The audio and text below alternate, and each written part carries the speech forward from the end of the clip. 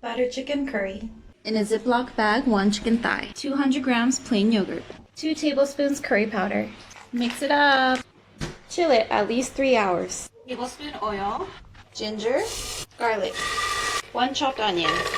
On low for 3 minutes. 1 tomato can. 1 cup water. Teaspoon salt. Beef stock.